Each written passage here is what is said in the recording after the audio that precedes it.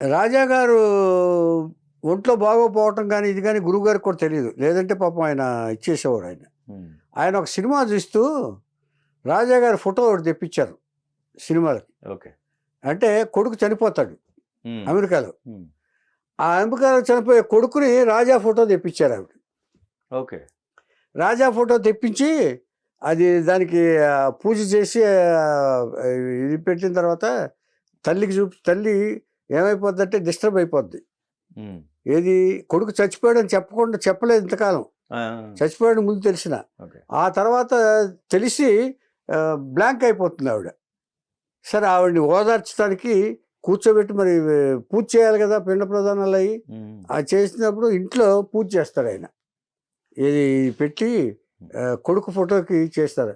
ఆ కొడుకు ఫోటోని ఎవరు తెప్పిద్దామని అనుకుంటే రాజా తెప్పించాం, భగవంతుడు చెప్పినట్టు.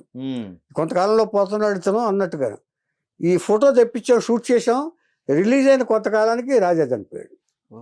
ఇది విశేషం.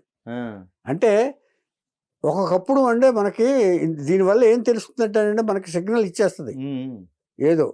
అంటే ఆ తర్వాత మేము చాలా బాధపడ్డాం, ఆ ఫోటో పెట్టకుండా ఉంటే బాగుండేదేమో అని బాధపడ్డాం. ఎందుకంటే మన ఆర్టిస్ట్ కదా అని మనం తెప్పించి పెట్టాం అది ఒక సినిమాలో. Okay okay.